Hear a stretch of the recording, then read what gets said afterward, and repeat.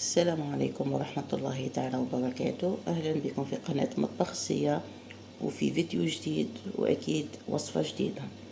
اليوم إن شاء الله هنكملوا مع الأكل الصحي والوصفات الصحية. هنعملوا الكسرة تاع القمح الكامل. هنا حنمد لكم مقادير مضبوطة، يعني استعملوها هي، ولا إذا كنتوا في شوية يعني استعملوا النصف تاعها. لأن أول حاجة استعملت دقيق هدايا تاع القمح الكامل، يعني هو ماهوش إشهار، يعني نوعية جيدة، دقيق عمور.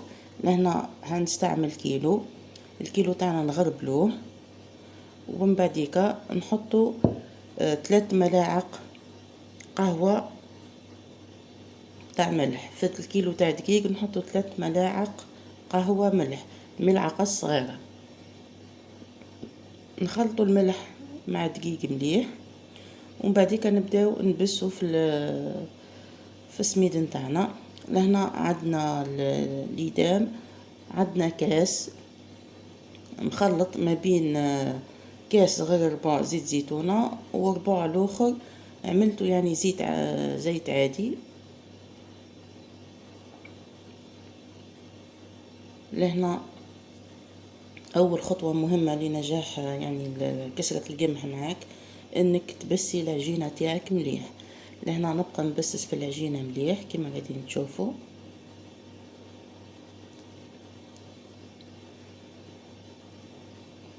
يعني مديلها وقتها مليح في البسوس باه تمدلك نتيجة ملاحة كما شفتوا في اول الفيديو.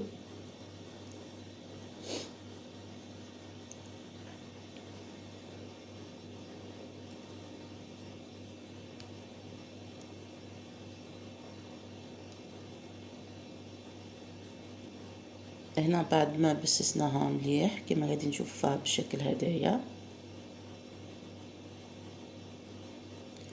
لهنا نحطو الخميرة. اول حاجة عندنا الخميرة تاع الخبز. نستعملوا المغرف تاع اللي اكبر شويه من تاع القهوة، المغرف تاع الحليب. نستعملوا 2 مغارف يكونوا ممسوحين. في الكيلو تاع الدقيق نستعملوا 2 مغارف يكونوا ممسوحين. وعندنا كيس تاع خميرة كيميائية كما قاعدين تشوفوا. اذا في الكيلو تاع دقيق تاعنا واش عندنا 3 مغارف ملح تاع قهوة ممسوحين، كاس تاع زيت يكون كاس غير ربع زيت زيتونة وربع الاخر نحطوا له زيت عادي. وايضا عندنا 2 مغارف تاع خميرة الخبز يكونوا ممسوحين، وعندنا كيس تاع خميرة كيميائية. لهنا بعد ما نخلطوا المكونات مليح من بعضها، اول حاجة نخلطوا الملح مع الدقيق، ومن بعد نحطوا ليدام تاعنا الزيت ونبسوها مليح. نحطوا الخميرة تاع الخبز والخميرة تاع الكاطو ونخلطوا مليح، ونبداو نبلوا في العجينة تاعنا. لهنا تاني خطوة بعد البسوس باه تنجح لك الكسرة تاعك، العجينة ما تبليهاش على مرة واحدة. هنا كما قاعدين تشوفوا نحط الماء بالعقل، قاعدة نرمل فيها فقط كما قاعدين تشوفوا، ما نعجنوهاش، قاعدين نلموا فقط. مانيش هنحط كمية الماء كاملة على دفعة واحدة.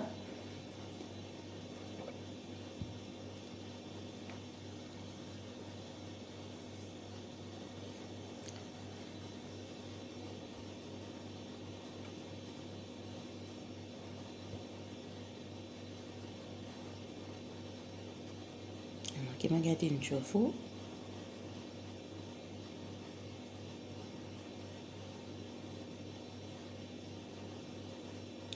نصب كمية قليلة ونوصل الماء هذاك اللي صبيته الكامل الدقيق اللي عندنا.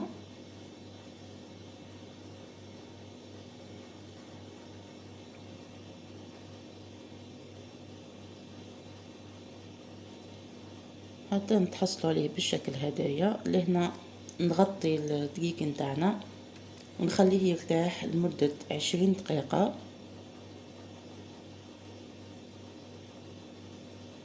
عندنا هنا كما قاعدين نشوفوا، يعني ما حبيتش نقص المرحلة هذه باه تشوفوها كيف ما نتحصلوا على الدقيق.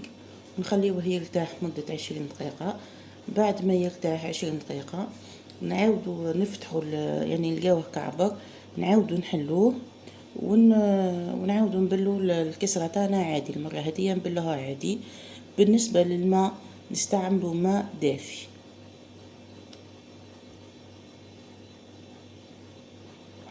هنا كما قاعدين تشوفوا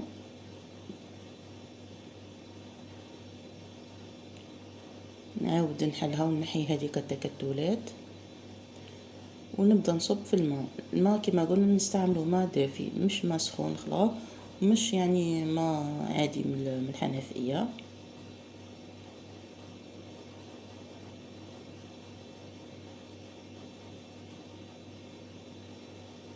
ايضا العجينه تاعنا ما نبلوهاش يابسه، نبلوها طريه.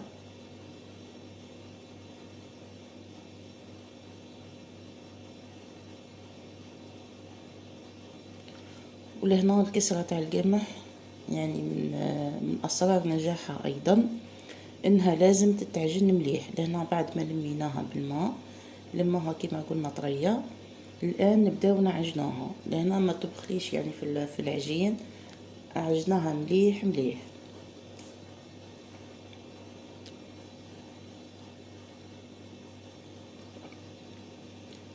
بالنسبة اللي يحب يحط سانوج ولا يحب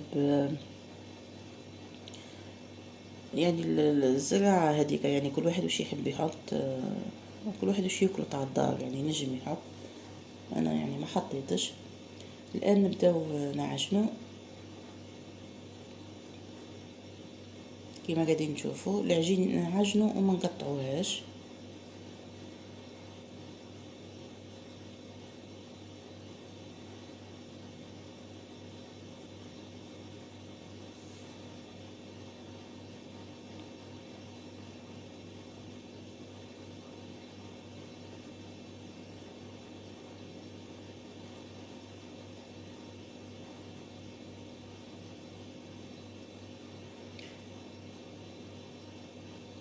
طبعا الطاجين كما بليتها المرة الثانية، البلة الثانية حطيته يسخن على نار متوسطة. يعني هو طاجين تحديد. إذا كان طاجين تاع الفخار يعني حطيه من الأول، يعني من تبداي تعملي في الكسرة تاعك حطيه يسخن، لأنه يعني طاجين تحديد يسخن في ساعة. لهنا كما قاعدين تشوفوا العجينة تاعنا كيف ما هو ولات طرية وملساء. لهنا نكتفيو يعني من العجن ونقسموها. أنا الكيلو قسمته على 4 خبزات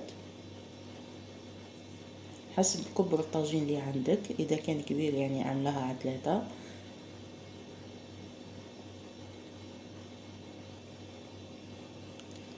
لهنا نقسموها على 4. أيضا لازم نكوروها مليح ونعدلولها الشكل نتاعها به كي نجيو نفتحوها يعني تتفتح لنا، تمدلنا شكل مليح، يعني شكل الخبزة يكون مليح.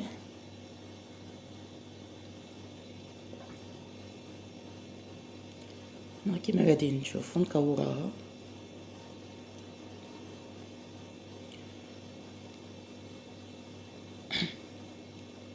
يعني نخليوها ترتاح مدة مش مدة طويلة، يعني مدة 5 دقائق. نبداو بأول خبزة كورناها، هي اللي نبداو نفتحو فيها يعني ونطيبوها. دوكا تشوفوا الطريقة كيف ما.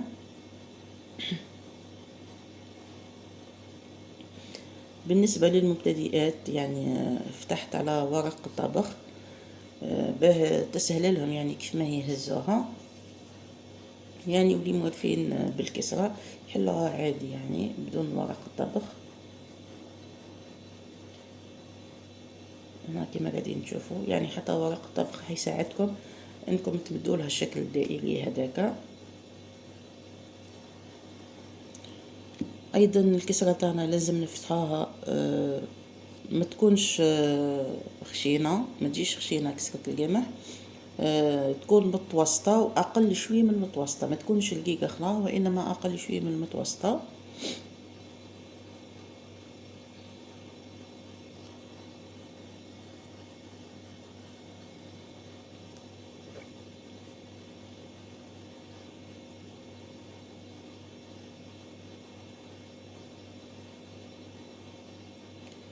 اذا نبقى نفتح فيها حتى تمد لي الشكل تاع الخبزه هذاك المدور.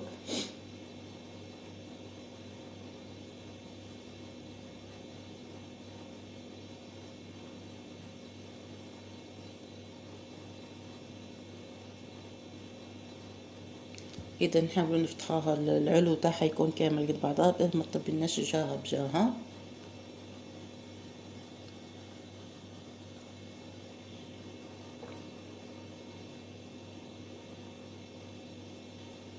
كما قاعدين تشوفوا ورق الطبخ يعني سهل العمليه جدا.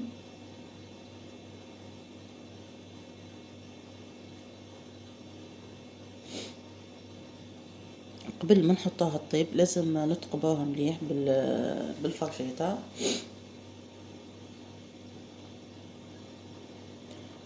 والكسرة تاعنا لازم تطيب حمراء، يعني ما نطيبوهاش ناقصة طياب، لازم تكون طيبة مليح.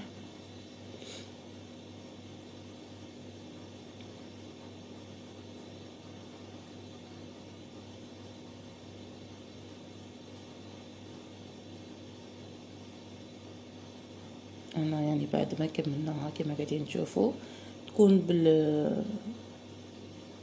بالسمك هدايا، يعني اقل، ماشي خشينه وماشي متوسطه، اقل شويه من المتوسطه، وطبعا ماشي رقيق.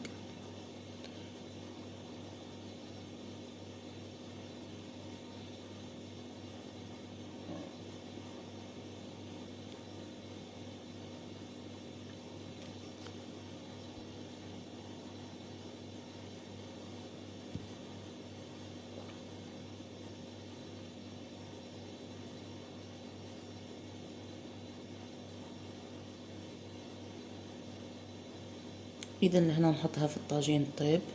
بعد ما تحمر على الجهه الاولى نقلبوها للجهه الثانيه.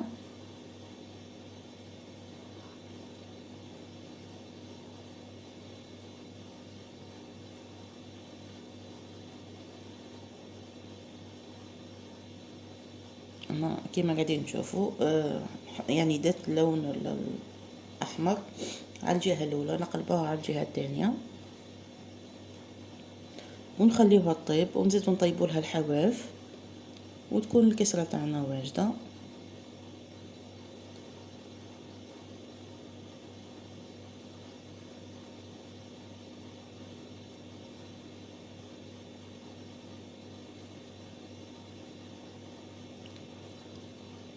اذا هذه هي الكسره تاعنا بعد ما طابت، يعني لهنا مازالت سخونه، ولكن حنقصها لكم باه تشوفوها. نتحصلوا لها بالشكل هدايا حتى كي تبات يعني تبقى طريه ماهيش حتى بسلك، يعني جات قاطو ما جاتش كسره.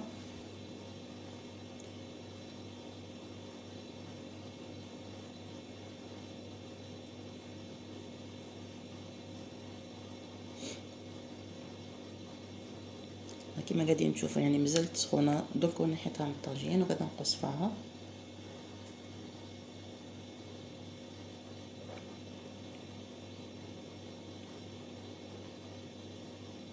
تجينا طريه، تجي فارغه من الداخل، ما تجيش معجنه كما قاعدين تشوفوا.